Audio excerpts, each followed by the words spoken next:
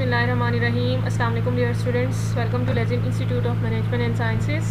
Hope all of you are doing well. Our subject is ecology and I am your course instructor Seri Shumar. आज हमने basically अपना 11th lecture start करना है, that is about the limiting factors. ठीक है, limiting factors को हम लोगों ने डिस्कस करना है. हम लोगों ने इकोलॉजी में पहले इकोलॉजी की जो है डिवीजन्स देखी थी, उसकी मेजर ब्रांचेस देखी थी, और उसके अलावा हम लोगों ने उसके बायोकेमिकल साइकिल्स को डिस्कस किया था. उसमें हमने मुख्तलिफ तरह के न्यूट्रिएंट साइकिल्स देखे, वाटर साइकिल देखे, कार्बन साइकिल देखा था हमने. और आज हमने एक नया टॉपिक स्टार्ट करना है, that is about the limiting factors. Basically हमने इसमें इन्वायरमेंट के एबायोटिक फैक्टर्स जितने भी हैं उनको डिस्कस करना है, और उनका इन्वायरमेंट के जितने भी एबायोटिक फैक्टर्स हैं उनका ह्यूमन बींग्स पर, एनिमल्स पर, प्लांट्स पर, या जितने भी लिविंग ऑर्गेनिजम्स हैं उन पर क्या अफेक्ट पड़ता है, उसकी ज़्यादा क्वांटिटी या फिर कम क्वांटिटी में क्या असर पड़ता है लिविंग ऑर्गेनिजम्स को, उनको हमने देखना है. That are limiting factors. उसमें हमारे पास टेम्परेचर आ जाता है, सॉइल आ जाती है, वाटर है, ह्यूमिडिटी है, लाइट है और फायर है. ठीक है, ये हमारे पास इन्वायरमेंट के एबायोटिक फैक्टर्स हैं जो डायरेक्टली और इनडायरेक्टली लिविंग ऑर्गेनिजम्स को अफेक्ट कर रहे होते हैं किसी न किसी तरीके से. तो उसको हम लोगों ने एक एक करके स्टडी करना है. ठीक है, तो सबसे पहले हम देख लेते हैं इन्वायरमेंटल फैक्टर्स. इन्वायरमेंटल फैक्टर्स को देखें तो इन्वायरमेंटल फैक्टर्स की डेफिनेशन है, an environmental factor is any external force. ठीक है, कोई भी एक्सटर्नल फोर्स होती है और सब्सटेंस और condition which surrounds and affect the life of an organism in any way. ठीक है, कि जो हमारे इर्द गिर्द की जगह में मौजूद है और हमारे ऊपर डायरेक्टली असरअंदाज हो रही होती है किसी भी तरह से, डायरेक्टली और इनडायरेक्टली उसका असर हमारे ऊपर पड़ रहा होता है लिविंग ऑर्गेनिजम्स के ऊपर, उसको हम क्या कहते हैं, इन्वायरमेंटल फैक्टर्स. अब इन्वायरमेंटल फैक्टर्स में बेसिकली हमने जो डिस्कस करने हैं, अब एबायोटिक फैक्टर्स हमने डिस्कस करने हैं, लेकिन इन्वायरमेंट जो है हमारा, उसके अंदर बायोटिक और एबायोटिक दोनों कंपोनेंट्स मौजूद होते हैं. ठीक है, कि उसके अंदर हमारे पास ऑर्गेनिजम्स भी होते हैं और उसको अफेक्ट करने वाले एबायोटिक फैक्टर्स भी होते हैं.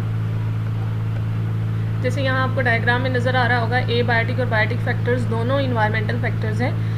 जैसे लिविंग थिंग्स है हमारे पास, जिसके अंदर प्लांट्स हैं, प्रोड्यूसर्स हैं, एनिमल्स, बैक्टीरिया और फंगस वगैरह, ये सारे के सारे बायोटिक फैक्टर्स हैं. और एबायोटिक फैक्टर्स की बात करें तो उसके अंदर हमारे पास वाटर है, सॉइल, एयर, मिनरल्स और लाइट. ये सारे के सारे एबायोटिक फैक्टर्स को हम लोगों ने डिटेल में डिस्कस करना है, जिसके अंदर हम डिस्कस करेंगे light, temperature, soil, water and fire. इनके इफेक्ट्स डिस्कस करेंगे कि ये हमारे लिविंग ऑर्गेनिजम्स की लाइफ को, उनके सर्वाइवल को किस तरह से डायरेक्टली और इनडायरेक्टली अफेक्ट कर रहे होते हैं, उसको हम लोगों ने देखना है. ठीक है, तो स्टूडेंट्स सबसे पहले हमारे पास टॉपिक है टेम्परेचर का, जिसको आज हम लोगों ने डिटेल में डिस्कस करना है. टेम्परेचर की बात करेंगे, टेम्परेचर होता क्या है, तो टेम्परेचर जो है वो एक एनर्जी की फॉर्म है, जो कि हीट हम कहते हैं, उसकी फॉर्म है, जिसको हम सेल्सियस या फिर फ़ारेनहाइट में मेजर करते हैं. ठीक है, इसका एक प्रॉपर यूनिट होता है जिसको हम सेल्सियस या फिर फ़ारेनहाइट में मेजर करते हैं. अगर हम देखें तो temperature is one of the essential and changeable environmental factor. ठीक है, कि एक ज़रूरी फैक्टर है हमारे इन्वायरमेंट का. उसके साथ साथ ये चेंज भी होता रहता है, कॉन्स्टेंट इसकी कंडीशन नहीं रहती, बल्कि इन्वायरमेंट के लिहाज से ये चेंज होता रहता है. ठीक है, it penetrates into every region of the biosphere. Biosphere के हर रीजन में ये पेनिट्रेट करता है, चाहे वो लिथोस्फीयर हो, हाइड्रोस्फीयर हो, या फिर एटमोस्फेयर हो. ठीक है, आपको पता है एयर के अंदर भी है टेम्परेचर होता है. इसके अलावा लिथोस्फीयर, सॉइल का भी एक मैक्सिमम टेम्परेचर होता है. इसी तरह हाइड्रोस्फीयर, एक्वेटिक इन्वायरमेंट में भी टेम्परेचर मेंटेन होता है. तो इसका मतलब है ये हर रीजन में पेनिट्रेट करता है बायोस्फीयर के, and profoundly influences all forms of life and exertion by exertion its action through increasing or decreasing some of the vital activities of organisms. ठीक है, कि अब इसका क्या मतलब है कि हमारा जो टेम्परेचर है हमारे सराउंडिंग इन्वायरमेंट का, वो हर तरह की लाइफ को इन्फ्लुएंस कर रहा होता है. कैसे इन्फ्लुएंस करता है कि उसके अंदर जितने भी केमिकल रिएक्शंस हो रहे हैं, मेटाबॉलिज्म चल रहा है, ये जो भी उसके अंदर प्रोसेसिंग चल रही है, टेम्परेचर अगर इंक्रीज़ होता है तो या तो वो एक्टिविटीज़ इंक्रीज़ हो जाती हैं, और अगर डिक्रीज़ होता है तो वो एक्टिविटीज़ जो हैं वो डिक्रीज़ हो जाती हैं. हर जो है केमिकल रिएक्शन एक ऑप्टिमम टेम्परेचर पर काम कर रहा होता है. जैसे हमारे अंदर हमारे इंजाइम्स जो हैं वो एक ऑप्टिमम टेम्परेचर की रेंज में काम करते हैं. अगर वो टेम्परेचर हाई होता है या लो होता है तो वो इंजाइम्स जो हैं वो डीनेचर हो जाते हैं, क्योंकि आपको पता है इंजाइम्स प्रोटीन से मिलकर बने हैं. तो इंजाइम्स की डीनेचरेशन स्टार्ट हो जाती है जब टेम्परेचर जो है वो बहुत ज़्यादा हाई हो जाता है. तो इसका मतलब है हर चीज़ के लिए, हर केमिकल रिएक्शन के लिए एक जो है ऑप्टिमम टेम्परेचर रिक्वायर होता है. ठीक है, उससे ज़्यादा या कम होगा तो वो डायरेक्टली इन्फ्लुएंस करेगा हमारी लाइफ को, हमारी एक्टिविटीज़ को. अब हमने देखना है कि हमारी जो टेम्परेचर की इफेक्टिवनेस है वो कहाँ कहाँ पर असरअंदाज होता है टेम्परेचर. सबसे पहले है बिहेवियर. ठीक है, बिहेवियर को डायरेक्टली इन्फ्लुएंस करता है, हमारे मेटाबॉलिक प्रोसेस को इन्फ्लुएंस करता है, रिप्रोडक्टिव प्रोसेस को इन्फ्लुएंस करता है। रिप्रोडक्शन मतलब गैमेटोजेनेसिस जिसे हम कहते हैं, मतलब गैमीट्स का बनना और गैमीट्स का रिलीज़ होना, ये सारा का सारा जो है टेम्परेचर डिपेंडेंट प्रोसेस है। इसके अलावा ओंटोजेनिक डेवलपमेंट, ओंटोजेनिक डेवलपमेंट कहते हैं एम्ब्रियोजेनेसिस को। ठीक है, एम्ब्रियोजेनेसिस क्या होती है? ठीक है, एम्ब्रियो की डेवलपमेंट को कहते हैं एम्ब्रियोजेनेसिस। आपको पता है कि जैसे ही एग और स्पर्म फर्टिलाइज़ करते हैं तो वो जाइगोट बनता है जो कि सिंगल सेल होता है और उसकी क्लीवेज स्टार्ट हो जाती है। उसकी क्लीवेज के बाद वो पहले मोरूला, ब्लास्टूला, गैस्ट्रूला, इस तरह से काफ़ी स्टेजेस से गुजरता है। तो 3 मंथ्स का जो हमारे पास जाइगोट होता है 3 मंथ्स के बाद जिसे हम कहते हैं, तो वो हमारे पास क्या होता है, उसे हम नाम देते हैं एम्ब्रियो का। ठीक है, जब 3 मंथ्स मुकम्मल हो जाते हैं प्रेगनेंसी के तो उसे हम क्या कहते हैं, हमारे पास वो एम्ब्रियो बन जाता है। इसके बाद जो है उसके ऑर्गन्स की डेवलपमेंट स्टार्ट होती है और इस तरह मुकम्मल जो है वो हमारे पास फीटस की सूरत में आता है। ठीक है, इसके बाद डेथ जो है, डेथ का प्रोसेस भी डायरेक्टली टेम्परेचर के साथ इन्फ्लुएंस करता है। तो इसका मतलब है ये जो प्रोसेस है, बिहेवियर, मेटाबॉलिज्म, रिप्रोडक्शन, ओंटोजेनिक डेवलपमेंट और डेथ, ये हमारे जो हैं वो टेम्परेचर से डायरेक्टली और इनडायरेक्टली इन्फ्लुएंस होते हैं। इनको हमने डिटेल में एक एक करके आगे डिस्कस करेंगे। पहले हम देख लेते हैं कि टेम्परेचर की ऑप्टिमम रेंज क्या होती है, इस तरह से इसकी जो है वो हाई और लो रेंज क्या होती है, उसको हम पहले डिस्कस करेंगे, बाद में हम उसके इफ़ेक्ट्स देखेंगे। ठीक है, normal life activities go on smoothly. Normal life हमारी जो है वो स्मूथली रन कर रही होती है, उसकी एक्टिविटीज़, उसके जो है मुख्तलिफ तरह के केमिकल रिएक्शंस आसानी से चल रहे होते हैं। किस टेम्परेचर की रेंज पर? ऑप्टिमम टेम्परेचर पर। ठीक है, ऑप्टिमम टेम्परेचर पर हमारे एंजाइम्स अच्छे से काम कर रहे होते हैं, हमारे अंदर डाइजेशन जो है वो आसानी से हो रही होती है, कोऑर्डिनेशन चल रही होती है। तो एट ए टाइम हमारी बॉडी में बहुत सारे केमिकल रिएक्शंस हो रहे हैं जो कि ऑप्टिमम टेम्परेचर पर काम कर रहे हैं। आपको पता है हमारी बॉडी का टेम्परेचर 37 डिग्री सेल्सियस तक मेंटेन होता है, चाहे एक्सटर्नल इन्वायरमेंट का टेम्परेचर कितना भी हाई हो जाए, हमारे अंदर एक कंट्रोल्ड मैकेनिज्म मौजूद होता है जिसकी वजह से हमारी बॉडी का टेम्परेचर 37 डिग्री सेल्सियस तक की रेंज में मेंटेन रहता है।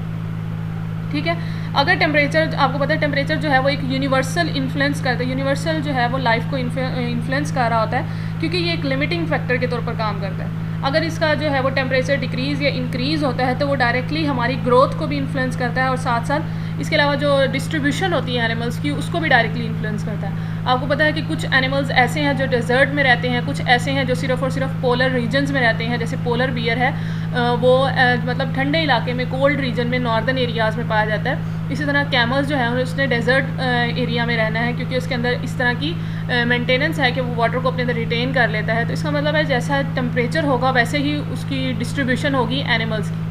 ठीक है, तो इसका मतलब है वेदर की कंडीशन, टेम्परेचर की कंडीशन बहुत ज़्यादा मैटर करती है जू जियोग्राफी में। जू जियोग्राफी मतलब एनिमल्स की डिस्ट्रीब्यूशन और इसके साथ साथ प्लांट्स की डिस्ट्रीब्यूशन भी डायरेक्टली इन्फ्लुएंस करती है टेम्परेचर के साथ। इसके अलावा organism react to any rise और fall of the optimum temperature range and biotic communities more often encounter alteration only due to extreme temperature. कि हमारी जो जैसे ही टेम्परेचर इंक्रीज़ होता है ऑप्टिमम लेवल से या फिर डिक्रीज़ होता है, मतलब एक्सट्रीम्स जो भी हैं, चाहे वो मिनिमम एक्सट्रीम हो चाहे वो मैक्सिमम एक्सट्रीम हो, दोनों जो है हमारी लाइफ की एक्टिविटीज़ को इन्फ्लुएंस कर रही होती है। हमारी कम्युनिटीज़ जिसमें मुख्तलिफ तरह की पॉपुलेशन इकट्ठे मिलकर रह रही होती हैं at a time at the same place, उसके अंदर बहुत सारी ऑल्ट्रेशंस आ जाती हैं, तब्दीलियाँ आ जाती हैं due to change in temperature.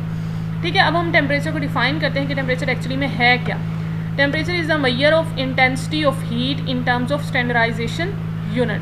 ठीक है, कि एक इंटेंसिटी है जिसमें हम मैयर करते हैं हीट की इंटेंसिटी को, और किस में मैयर करते हैं, किस यूनिट्स में मैयर करते हैं, उसको हम बेसिकली डिग्रीज़ में मैयर करते हैं और वो डिग्री होती है फ़ारेनहाइट स्केल पर या फिर सेल्सियस स्केल पर। जैसे मैंने आपको पहले भी बताया था कि टेम्परेचर जो है वो इंटेंसिटी है हीट की जिसको हम मैयर करेंगे फ़ारेनहाइट स्केल में या फिर सेल्सियस स्केल में।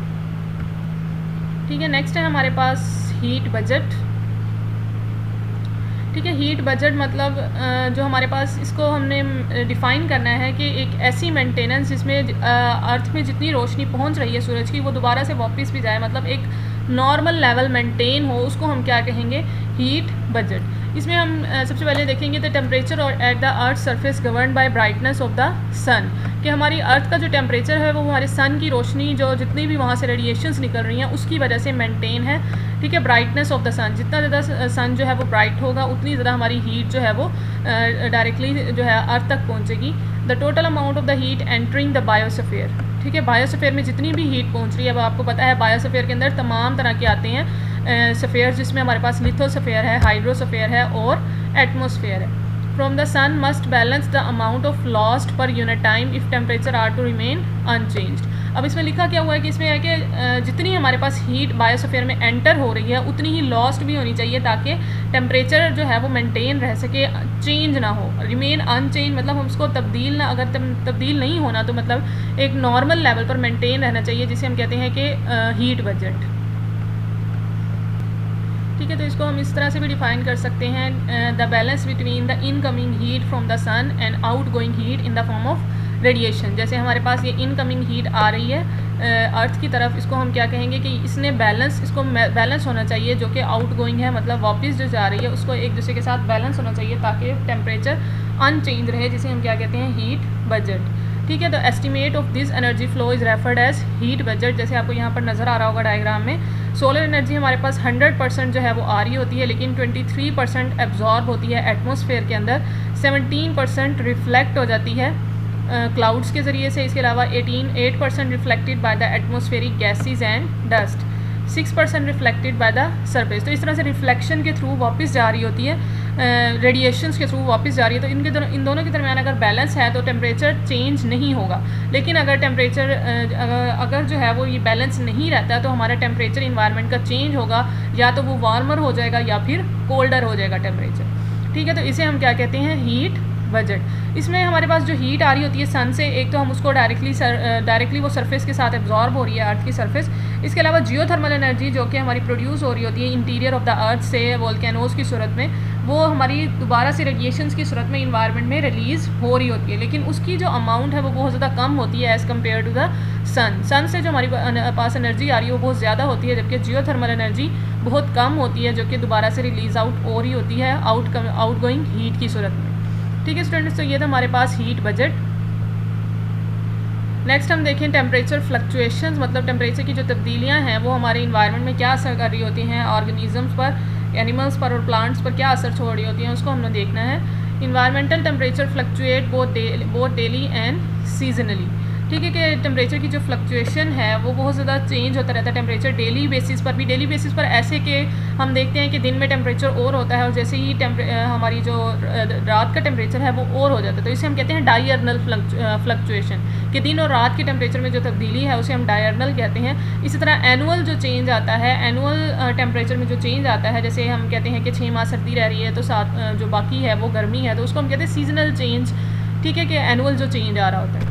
Different environments such as fresh water, marine and terrestrial environments are subjected to varied responses to fluctuating temperature, ठीक है कि अब ऐसा नहीं है कि फ्रेश वाटर, मेरीन और टेरिस्ट्रियल इन्वायरमेंट जो है वो हमारे एक ही जैसे टेम्परेचर में उनके अंदर फ्लक्चुएट हो रहा था, बल्कि डिफरेंट टेम्परेचर की फ्लक्चुएशन उनके अंदर हो रही होती हैं। फ्रेश वाटर, अब फ्रेश वाटर और मेरीन इन्वायरमेंट में चेंज क्यों होता है तो दोनों ही एक्वेटिक इन्वायरमेंट, लेकिन आपको पता है कि मेरीन इन्वायरमेंट जो है उसके अंदर सॉल्ट की कंसनट्रेशन ज़्यादा होती है as compare to fresh water, ठीक है। और फ्रेश वाटर आपको पता है कि हमारे पास 3% ओनली फ्रेश वाटर होता है और 97% हमारे पास मरीन वाटर होता है, ठीक है। अब ये 3% जो फ्रेश वाटर है ये हमारे पास आइस कैप्स की सूरत में, ग्लेशियर्स की सूरत में पड़ा हुआ है, और जैसे ही जो वो पिघलता है वाटर हमारे पास, तो वो फ़्लो करता हुआ माउंटेन से फ़्लो करता हुआ मुख्तलिफ़ तरह के रास्तों से गुजरता हुआ वो अल्टीमेटली ओशंस और समुद्रों में ही गिरता है, सीज़ में, ठीक है, ओशंस और सीज़ में ही गिरता है। तो इसका मतलब है वही फ्रेश वाटर मेरीन वाटर बन जाता है। क्यों? क्योंकि फ्रेश वाटर बहता हुआ मुख्तलिफ़ तरह के रीजन से, रॉक से, अर्थ से गुजरता हुआ आ रहा है, तो उसके अंदर जितने भी मटीरियल्स थे अर्थ के अंदर, रॉक्स के अंदर,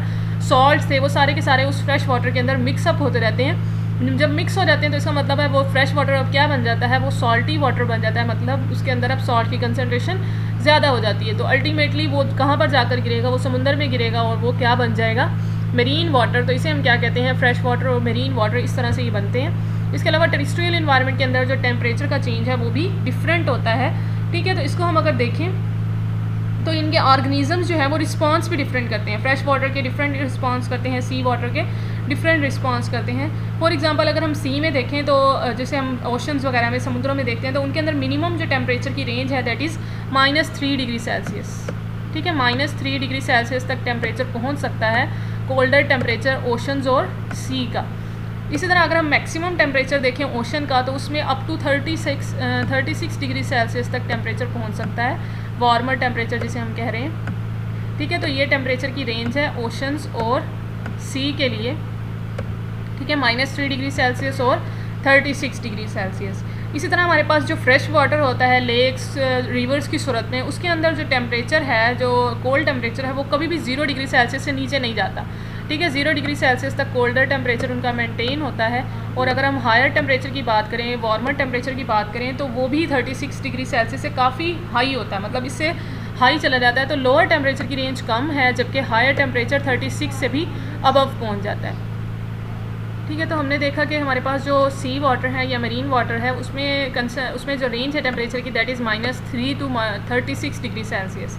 इसी तरह हमारे पास जो फ्रेश वाटर है, जो लेक्स और रिवर्स की सूरत में या आइस कैप्स की सूरत में हमारे पास मौजूद है, उसमें 0 डिग्री सेल्सियस से हमारे पास अबव 36 डिग्री सेल्सियस उसका टेम्परेचर पहुँच जाता है। ठीक है स्टूडेंट्स, तो ये थी टेम्परेचर फ्लक्चुएशन फ्रेश वाटर और मेरीन इन्वायरमेंट में।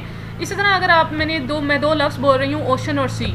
ठीक है, ओशन और सी दोनों को हम यूज़ करते हैं मेरीन इन्वायरमेंट के तौर पर, लेकिन इनमें डिफरेंस क्या है, ओशन क्या होता है और सी क्या होता है। ठीक है, ये आप लोगों ने मुझे बताना है कि ओशन और सी में डिफरेंस क्या है। ठीक है, आप लोग मुझे किसी भी तरह से मुझे इसका आंसर ज़रूर देंगे। ठीक है, इसके बाद हम नेक्स्ट बात करते हैं।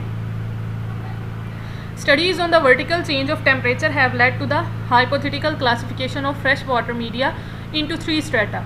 ठीक है, कि अगर हम वर्टिकल चेंजेस की बात करते हैं, वर्टिकल चेंज क्या होता है। ठीक है, सबसे पहले हम बात करते हैं कि वर्टिकल चेंज क्या होता है। अब वर्टिकल चेंज की बात करें तो आपको पता है कि कोई भी फ्रेश वाटर या मरीन इन्वायरमेंट है, बेसिकली हम बात कर रहे हैं फ्रेश वाटर की, तो हम फ्रेश वाटर को ही देख लेते हैं कि फ्रेश वाटर जो है उसकी सरफेस पर जितना भी वाटर होगा, डायरेक्टली हीट उसके ऊपर पहुंच रही है, मतलब सरफेस पर आ रही है हीट। तो इसका मतलब है जो सरफेस वाला वाटर होगा वही या तो कूल हो जाएगा या फिर ज़्यादा उसका टेम्परेचर वार्मर हो जाएगा। मतलब वार्म या फिर हीटिंग जो है वो सिर्फ और सिर्फ सरफेस तक महदूद रहेगी, नीचे नहीं जा सकेगी, क्योंकि मुख्तलिफ तरह के ऑर्गेनिजम्स जो हैं वो बैरियर के तौर पर काम कर रहे होते हैं, डायरेक्टली हीट जो है वो बॉटम तक नहीं पहुँच रही होती।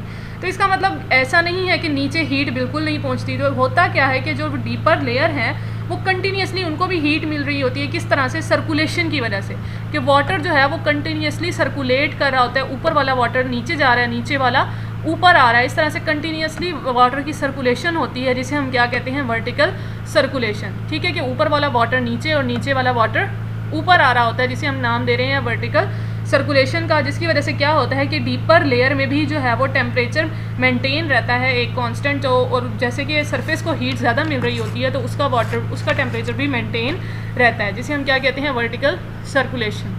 इसकी वजह, इस वर्टिकल सर्कुलेशन की वजह से हम जो फ्रेश वाटर है उसको 3 रीजन्स में या 3 स्ट्रेटा में डिवाइड करते हैं, जिसे हम क्या कहते हैं? Thermal stratification. मतलब टेम्परेचर के लिहाज से जो हम उसकी डिवीजन करते हैं that is called thermal stratification. ठीक है, तो इसमें हमारे पास 3 लेयर्स बनती हैं, that is epilimnion, hypolimnion and मेटालिम्नियन। एपिलिम्नियन की बात करें तो ये एक ऐसी लेयर है जो सुपरफिशियल लेयर होती है, मतलब अपर सरफेस की जो लेयर है दैट इज़ एपिलिम्नियन, जिसे हम कहते हैं सुपरफिशियल लेयर, और कॉन्स्टेंटली स्टिर्ड होती रहती है, मतलब मिक्सअप होती रहती है हवा के साथ, क्योंकि इसमें आपको पता है कि ये डायरेक्टली सरफेस पर मौजूद है, तो ये इसका डायरेक्टली कंटेक्ट है हीट के साथ भी, मतलब सूरज की रोशनी भी डायरेक्टली इसके ऊपर पड़ रही है, और इसका वाटर मतलब एटमॉस्फेयर मतलब एयर के साथ भी डायरेक्टली कंटेक्ट है इसका एटमॉस्फेयर के साथ। तो एटमॉस्फेयर में जो एयर है वो डायरेक्टली इसके अंदर मिक्सअप हो रही होती है और इसको स्टिर कर रही होती है, जिसके हम कह सकते हैं कि ये सुपरफिशियल लेयर है, कॉन्स्टेंटली स्टिर्ड बाय विंड। और इसका टेम्परेचर जो है वो वार्मर होता है अबाउट 22 डिग्री सेल्सियस तक। जैसे आपको यहाँ पर नज़र भी आ रहा होगा, टेम्परेचर की रेंज जो है वो 22 डिग्री सेल्सियस तक मेंटेन रहती है इसकी। और हाइपोलिम्नियन जो है वो हमारे पास डीपर लेयर होती है, इनर लेयर होती है, जो कि जिसके अंदर स्टेगनेंट वाटर होता है, stagnant water of the bottom. ठीक है, और इसकी टेम्परेचर की रेंज होती है 5 degree Celsius to 9 degree Celsius. जैसे यहाँ पर आपको नज़र आ रहा होगा 5 डिग्री सेल्सियस से 9 डिग्री सेल्सियस तक इसका टेम्परेचर मेंटेन रहता है हाइपोलिम्नियन का, that is the inner most layer of the fresh water. इसके बाद हम बात करें मेटालिम्नियन की, तो मेटालिम्नियन जो है वो हमारे पास जो है मिडल लेयर होती है इन बिटवीन एपी और हाइपोलिम्नियन के। एपिलिम्नियन और हाइपोलिम्नियन के दरमियानी जो लेयर है दैट इज़ मेटालिम्नियन। ठीक है, मेटालिम्नियन इसमें हम क्या कहते हैं कि इसका टेम्परेचर जो है वो बिटवीन होता है, कि इन दोनों के दरमियान का जो टेम्परेचर मेंटेन होता है वो इसका टेम्परेचर होता है मेटालिम्नियन।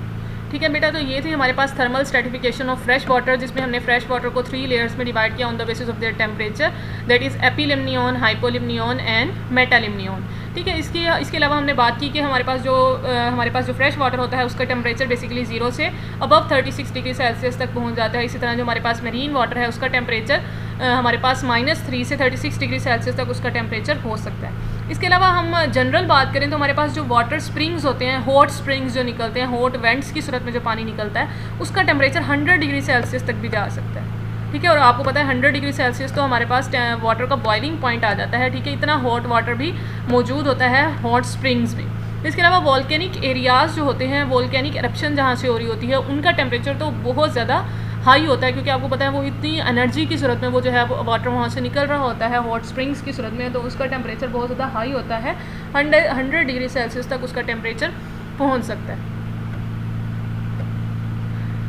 नेक्स्ट हम बात करें टेरिस्ट्रियल इन्वायरमेंट की। अभी तक हम बात कर रहे थे फ्रेश वाटर और मरीन वाटर की, अब हम बात करते हैं टेरिस्ट्रियल इन्वायरमेंट की, मतलब लैंड के टेम्परेचर की। तो उसमें क्या होता है, उसमें भी सीजनल और डेली फ्लक्चुएशंस होती हैं। ठीक है, सीजनल चेंज मतलब एनुअल चेंज भी आता है, और डेली मतलब डायरनल चेंज, सुबह से शाम का टेम्परेचर भी चेंज होता है। In temperature are varied and marked, कि ये बहुत ज़्यादा मार्क्ड होता है टेम्परेचर की वेरिफिकेशन जो होती है।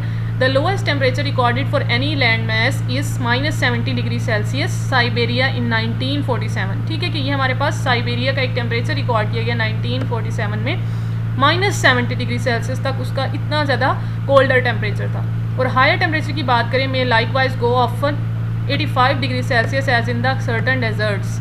ठीक है, कि कुछ सहरा में टेम्परेचर दोपहर में 85 डिग्री सेल्सियस तक भी पहुंच जाता है। इसी तरह अगर हम राजस्थान की बात करें जो इंडिया में मौजूद है, उसका टेम्परेचर भी 50 डिग्री सेल्सियस तक पहुंच जाता है दोपहर में जो हमारे पास होती है। इसके अलावा अगर हम डायरनल वेरिएशंस की बात करें, जैसे हमने यहाँ पर कहा कि सीजनल वेरिएशन मतलब एनुअल वेरिएशंस भी होती हैं टेम्परेचर में, डेली मतलब डायरनल जिसे हम कह रहे हैं, डायरनल मतलब सुबह और शाम का जो चेंज आ रहा होता है वो भी बहुत ज़्यादा मार्क्ड होता है। डायरनल टेम्परेचर चेंज की बात करें जो कि बिटवीन डे एंड नाइट होता है, उसमें जो ऑर्डिनरी लैंड है हमारे पास, ऑर्डिनरी लैंड जो हमारे पास नॉर्मल ज़मीन है, उसके अंदर जो टेम्परेचर फ्लक्चुएट होता है डेली डे और नाइट में, वो बिटवीन होता है 17 डिग्री सेल्सियस। कि हो सकता है कि हमारे पास जो सुबह का टेम्परेचर था, रात के टेम्परेचर में दोनों का फ़र्क कितना हो, 17 डिग्री सेल्सियस का फ़र्क हो, उनके दरमियान डिफरेंस हो, तो उसे हम क्या कहेंगे, डायरनल फ्लक्चुएशन। इसके अलावा डेजर्ट्स में जो है वो डे और नाइट का टेम्परेचर बहुत ज़्यादा चेंज होता है। डेजर्ट्स में दोपहर को बहुत ज़्यादा गर्मी होती है, जबकि रात को उतनी ही ज़्यादा ठंड भी हो जाती है। मतलब ठीक है, तो इस तरह हमारे पास इसको हम कह सकते हैं कि डेजर्ट्स में डायरनल टेम्परेचर बहुत ज़्यादा मार्क्ड होता है, बहुत ज़्यादा डोमिनेंट होता है। जैसे आप कह सकते हैं कि 40 डिग्री सेल्सियस तक का टेम्परेचर चेंज आ जाता है दोपहर और रात में। ठीक है, 40 डिग्री सेल्सियस का, तो ये इतना ज़्यादा मार्क्ड जो है वो चेंज आ रहा है दिन और रात के टेम्परेचर में इन डेजर्ट्स। ठीक है, कि सहराई इलाकों में ये चेंज आता है 40 डिग्री सेल्सियस तक का चेंज। इसके अलावा आपको पता है थर्ड डेजर्ट जो है वो हमारे साउथ राजस्थान इंडिया में जो पाया जाता है, उसका जो डायरनल चेंज है वो 20 से 90 डिग्री सेल्सियस तक चेंज हो सकता है। सुबह और शाम का जो टेम्परेचर है वो 20 टू 90 डिग्री सेल्सियस तक की रेंज में चेंज होता रहता है। ठीक है, और हर सीज़न में, ऐसा नहीं है कि किसी स्पेसिफिक सीज़न में चेंज होगा, बल्कि हर सीज़न में जो हमारे पास थर्ड डेजर्ट है साउथ राजस्थान इंडिया में, वो उसमें डायरनल चेंज आता है 20 टू 90 डिग्री सेल्सियस तक तमाम तरह के सीजन्स में। इसके अलावा अगर हम आल्टीट्यूड्स की वेरिएशंस की बात करें, जैसे आल्टीट्यूड मतलब जितना ज़्यादा हमारे पास हाइट बढ़ती जाएगी, आल्टीट्यूड बढ़ता जाएगा, वैसे वैसे टेम्परेचर भी हमारे पास डिक्रीज़ होता जाता है। अगर हम बात करें कि आल्टीट्यूड कितना चेंज होता है और टेम्परेचर उसमें कितनी फ्लक्चुएशन आती है, तो बेसिकली जितना ज़्यादा हम आल्टीट्यूड ऊपर जाएंगे, मतलब 150 मीटर का जो चेंज होगा आल्टीट्यूड में, उसके लिए डिक्रीज़ होगा टेम्परेचर 1 डिग्री सेल्सियस। ठीक है, 150 डिग्री आल्टीट्यूड के लिए 150 मीटर जो हमारे पास आल्टीट्यूड डिस्टेंस होगा, उसके लिए 1 डिग्री सेल्सियस का चेंज आएगा टेम्परेचर में। चेंज मतलब डिक्रीज़ आएगा, उतना ज़्यादा टेम्परेचर डिक्रीज़ होता रहेगा 1 डिग्री सेल्सियस। इसी तरह 150 से फिर अबव जाएंगे 150, तो और 1 डिग्री सेल्सियस डिक्रीज़ हो जाएगा टेम्परेचर। जैसे यहाँ पर भी आपको चेंज जो है वो नज़र आ रहा है। जैसे यहाँ पर है हमारे पास हॉट, और जैसे जैसे ऊपर जा रहे हैं मतलब आल्टीट्यूड बढ़ रहा है।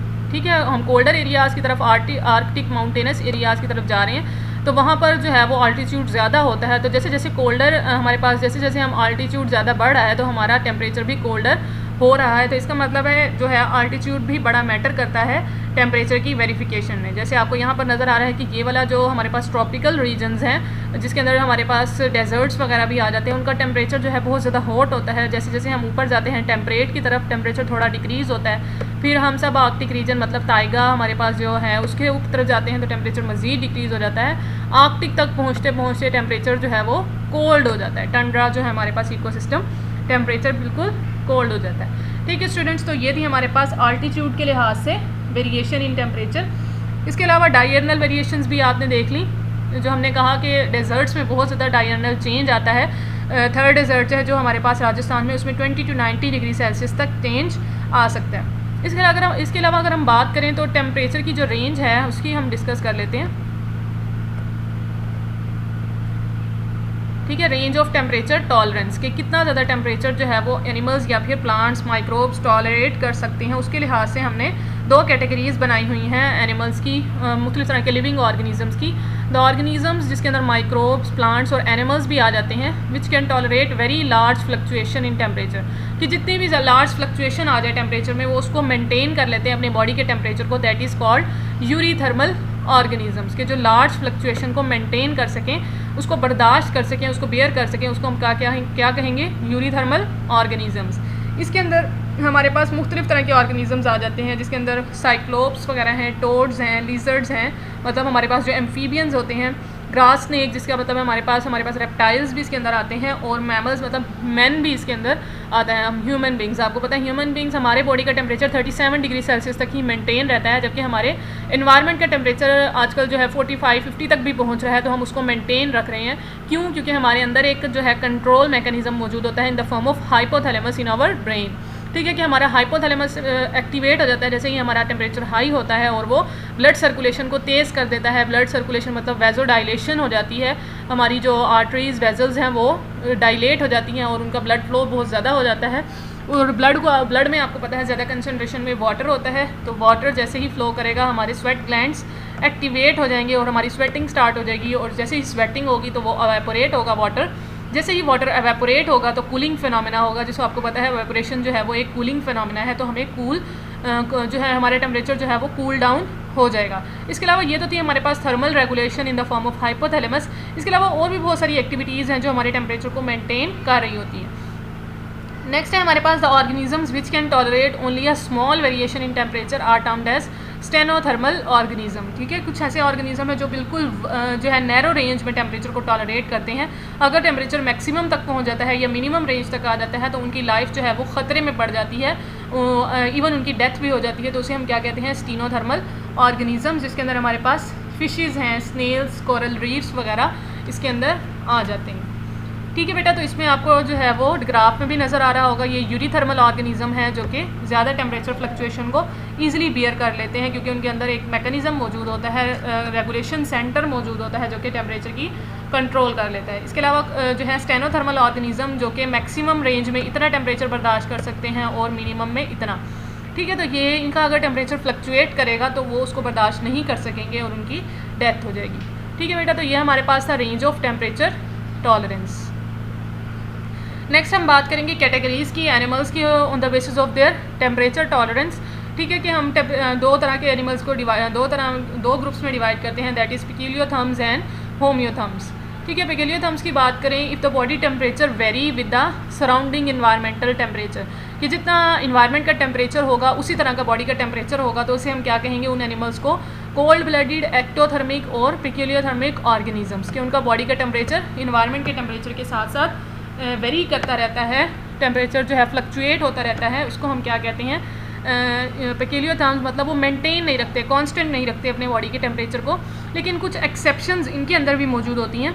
ठीक है, और इसकी पहले हम एग्जांपल्स देख लेते हैं, जैसे आपको डायग्राम में भी नज़र आ रही होंगी कोल्ड ब्लडेड एनिमल्स की एग्जांपल, जिसके अंदर आपके पास एलिगेटर्स, फ्रॉग्स, लिजर्ड्स, मतलब हमारे पास एम्फीबियंस जितने भी हैं वो सारे इसके अंदर हैं, फिशेज़ हैं, रेप्टाइल्स हैं और क्रोकोडाइल्स वगैरह, ये सारे के सारे रेप्टाइल की कैटेगरीज में आ जाती हैं।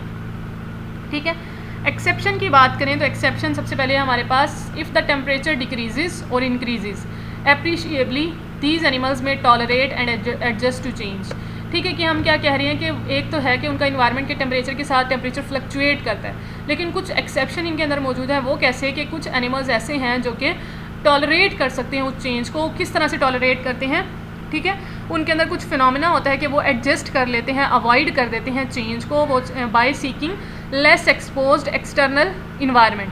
ठीक है, कि वो ज़्यादा इन्वायरमेंट के साथ एक्सपोज नहीं होते, मतलब शेडी एरियाज़ में रहने चले जाते हैं और इनएक्टिव हो जाते हैं। ठीक है, कि अगर वो शेड में रहेंगे, अगर वो इन्वायरमेंट के साथ डायरेक्टली इन कंटेक्ट में नहीं होंगे तो उनका इन्वायरमेंट के साथ टेम्परेचर भी चेंज नहीं होगा, क्योंकि वो अब बिल्कुल इनएक्टिव हो गए हैं। तो इस इनएक्टिविटी को हम कहते हैं डॉर्मेंसी। ठीक है, कि कुछ एनिमल्स ऐसे ही हैं कि जैसे ही टेम्परेचर चेंज होता है तो वो डॉर्मेंसी में चले जाते हैं। ठीक है, और वो डॉर्मेंसी हमारे पास दो तरह की हो सकती है। डॉर्मेंसी दो तरह की हो सकती है, एक तो हायर टेम्परेचर की वजह से होगी या फिर लोअर टेम्परेचर की वजह से होगी। अगर हायर टेम्परेचर की वजह से हमारे पास डॉर्मेंसी होती है तो उसे हम नाम देते हैं एस्टिवेशन का। ठीक है, due to higher temperature dormancy is called aestivation. अगर लो टेम्परेचर की वजह से एनिमल जो है वो इनएक्टिव हो जाता है तो उसे हम नाम देते हैं हाइबरनेशन। ठीक है, लो टेम्परेचर की वजह से हम उसे नाम देंगे हाइबरनेशन। और उसमें बेसिकली लो टेम्परेचर कितना हो सकता है, बिलो 8 डिग्री सेल्सियस। जैसे ही टेम्परेचर जाएगा तो कोल्ड ब्लडेड एनिमल्स जो हैं वो हाइबरनेशन में चले जाते हैं, और जैसे ही टेम्परेचर 42 डिग्री सेल्सियस तक आता है तो ये दोबारा से एक्टिव हो जाते हैं, जिसे हम कहते हैं कि वो दोबारा से एक्टिव हो गए हैं, हाइबरनेशन उनकी ख़त्म हो गई है।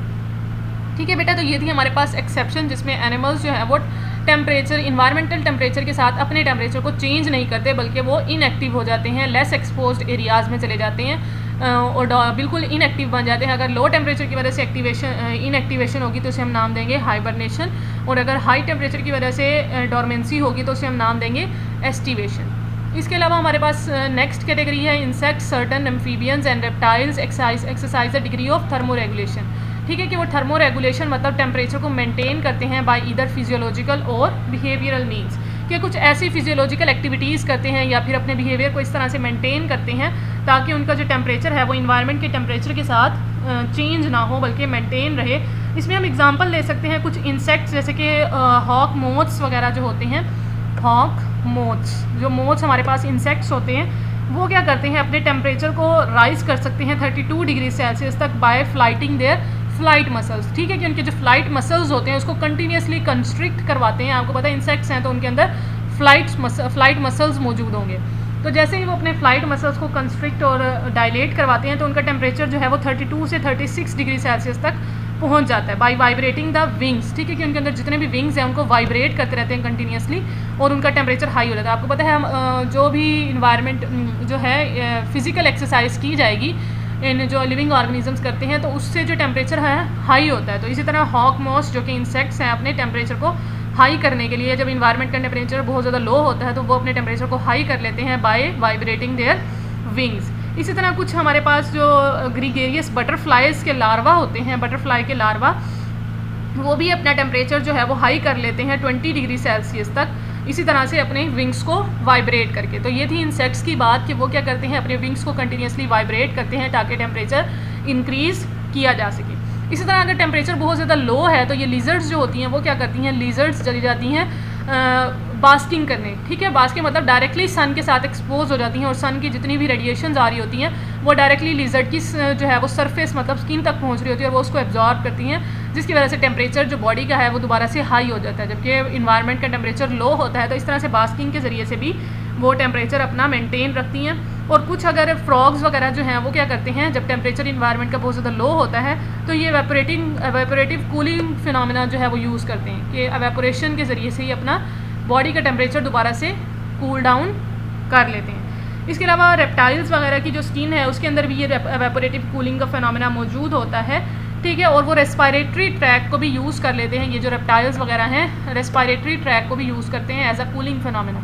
ठीक है, कि ज़्यादा से ज़्यादा एस्पायरेशन करते हैं जिसकी वजह से जो कूलिंग जो है उनकी बॉडी को कूल टेम्परेचर मिलता है। ठीक है, तो ये थी इनकी फिजियोलॉजिकल और behavioural mechanism to maintain the temperature constant level. ठीक है, इन्वायरमेंट का टेम्परेचर जितना भी चेंज हो जाए वो अपने अंदर का टेम्परेचर है, इंटरनल टेम्परेचर है, उसको अपनी जो है वो फिजियोलॉजिकल या बिहेवियरल मीन्स की वजह से एक कांस्टेंट लेवल पर मेंटेन रख सकते हैं। नेक्स्ट कैटेगरी है हमारे पास होमियोथर्म्स की। होमियोथर्म्स ऐसे एनिमल्स जो कि इन्वायरमेंट के साथ अपना टेम्परेचर चेंज नहीं करते, जिसके अंदर हमारे पास बर्ड्स और मैमल्स आ जाते हैं।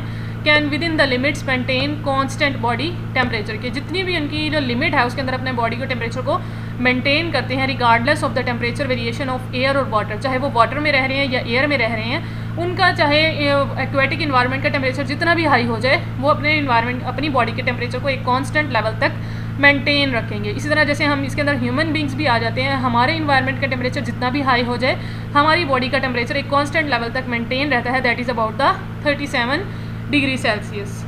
ठीक है, such animals are termed as warm blooded, homeothermic और endothermic animals. The homeothermic animals are able to maintain the constancy of body temperature by a combination of several factors, के कुछ ऐसे फैक्टर्स उनके अंदर मौजूद हैं जिसकी वजह से वो टेम्परेचर को मेंटेन रखते हैं। वो क्या क्या है? A thermoregulation centre in the brain, जैसे हम हाइपोथैलेमस का नाम देते हैं, और इसकी मैंने डिटेल आपको अभी पीछे जो है स्लाइड में बताई। उसमें मैंने क्या कहा कि हमारे ब्रेन में एक सेंटर मौजूद है जिसे हम कहते हैं control centre of temperature, hypothalamus की सूरत में, जो हमारी बॉडी के टेम्परेचर को मेंटेन करता है इवेपोरेटिव कूलिंग के ज़रिए से। ठीक है, कि जैसे जहाँ पर हमारा बॉडी का टेम्परेचर ज़्यादा होगा वैसे ही ये हमारी ब्लड की सर्कुलेशन ज़्यादा कर देगा उस एरिया में, और जैसे ही सर्कुलेशन ज़्यादा होगी तो वेपोरेशन मतलब स्वेट ग्लैंड एक्टिवेट हो जाएंगे, स्वेटिंग होगी तो जो वाटर है वो वेपोरेट होगा, और वेपोरेशन की वजह से हमारी बॉडी को जो है वो टेम्परेचर दोबारा से कूल हो जाएगा, क्योंकि वेपोरेशन जो है वो एक कूलिंग फिनोमेना है।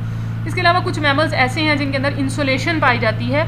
इंसोलेशन जो है वो बहुत ज़्यादा इन तमाम फैक्टर्स में से बहुत ज़्यादा इंपॉर्टेंट फैक्टर है जो कि आर्कटिक एनिमल्स को मेंटेन करता है टेम्परेचर लो रखने में। ठीक है, आर्कटिक जो बियर हमारे पास होते हैं, पोलर बियर्स वगैरह, वो अपने बॉडी के टेम्परेचर को लो मेंटेन करते हैं क्योंकि उनकी जो फर है वो उनको इंसुलेशन प्रोवाइड करती है। ठीक है, आपको पता है उनके बॉडी के ऊपर बहुत ज़्यादा हेयरी जो है वो होती है, उनके बॉडी के ऊपर फर मौजूद होती है, जो कि पोलर बियर के अंदर अगर हम बात करें तो वो उनकी बॉडी को हीट प्रोवाइड करती रहती है। उनके ऊपर जो हेयर होते हैं फर की सूरत में, उसकी बॉडी को इंसुलेट किए रखती है, जबकि बाहर का टेम्परेचर बहुत ज़्यादा लो होता है। इसी तरह कुछ एनिमल्स ऐसे हैं जिसके अंदर हम बात करें मैमल्स की, जो कि बेसिकली सी मैमल्स हैं, जैसे कि वेल्स और डॉल्फिन, सील्स वगैरह। ठीक है, वेल्स वगैरह, उनके अंदर ब्लबर मौजूद होता है। ठीक है, ब्लबर जिसे हम कहते हैं कि फैट की लेयर होती है जो कि बिलो द स्किन मौजूद होती है। ठीक है, जैसे ही स्किन की लेयर है उसके नीचे ब्लबर की सूरत में एक जो है वो इंसुलेशन एक फ़ैट की लेयर मौजूद होती है जो उसको हीट प्रोवाइड करती है आर्कटिक मैमल्स को, या फिर हमारे पास जो सी मैमल्स होते हैं जिसमें हमने वेल्स और सील्स की बात की, उनके अंदर ये मौजूद होती है और उनको कंटिन्यूसली जो है वो हीट प्रोवाइड कर रही होती है, जबकि बाहर का टेम्परेचर बहुत ज़्यादा लो होता है। इसी तरह peripheral vascular response to ambient temperature. ठीक है, इसमें क्या होता है कि वेस्कुलर रिस्पॉन्स के हमारा जो ब्लड है, हमारी जो ब्लड वेजल्स हैं वो वेजो डायलेशन का फिनोमेना परफॉर्म करती हैं, मतलब डायलेट हो जाती हैं, और जैसे ही हीट उनको ज़्यादा पहुंचेगी तो वो हमारे जो इस एरिया में जो है ब्लड भी ज़्यादा फ्लो करेगा, और जैसे ब्लड ज़्यादा फ्लो करेगा तो वो हीट की सूरत में लॉस्ट हो जाएगा हीट इन्वायरमेंट में। ठीक है, तो इसे हम क्या कहते हैं? वेजो डायलेशन। ठीक है, कि इसमें क्या होता है कि ज़्यादा से ज़्यादा ब्लड स्किन में फ़्लो करेगा, वेजो डायलेशन होगी, और ज़्यादा से ज़्यादा हीट भी आएगी, और वो हीट जो है वो दोबारा से लॉस्ट हो जाएगी इन्वायरमेंट में, तो इससे दोबारा जो है टेम्परेचर मेंटेन हो जाएगा नॉर्मल लेवल तक। इसके अलावा मेटाबॉलिक कंपनसेशन के हमारा मेटाबॉलिज्म जो है वो या तो ज़्यादा एक्टिवेट हो जाएगा या लो हो जाएगा, ताकि हमारी बॉडी के टेम्परेचर को दोबारा से एक नॉर्मल लेवल पर मेंटेन किया जा सके। ठीक है, इसके अलावा कुछ एनिमल्स ऐसे भी हैं जो है वो लोकोमोटरी एक्टिविटीज़ को बहुत ज़्यादा कम कर देते हैं दिन में, ताकि शेड को ज़्यादा से ज़्यादा शेड में रह सकें और जो डायरेक्ट सन है उससे बच सकें, ताकि जो उनका बॉडी का टेम्परेचर है वो दोबारा से नॉर्मल हो सके। ठीक है बेटा, तो ये हमारे पास थी होम्योथर्मिक और पेक्यूलियोथर्मिक ऑर्गेनिजम्स की कैटेगरीज, जिसके हमने वार्म ब्लडेड और कोल्ड ब्लडेड एनिमल्स भी कहते हैं। ये था हमारा आज का लेक्चर, होप सो आपको अच्छे से समझ आ गया होगा। नेक्स्ट लेक्चर में इंशाल्लाह हम टेम्परेचर की अफेक्ट्स देखेंगे कि किस तरह से इन्वायरमेंट में या फिर ऑर्गेनिजम्स को टेम्परेचर जो है वो अफेक्ट कर रहा होता है, इन्फ्लुएंस कर रहा होता है, किस किस एक्टिविटीज़ को इन्फ्लुएंस कर रहा होता है। इंशाल्लाह हम नेक्स्ट लेक्चर में डिस्कस करेंगे। आज के लिए इतना ही। Thank you so much. Allah हाफिज़।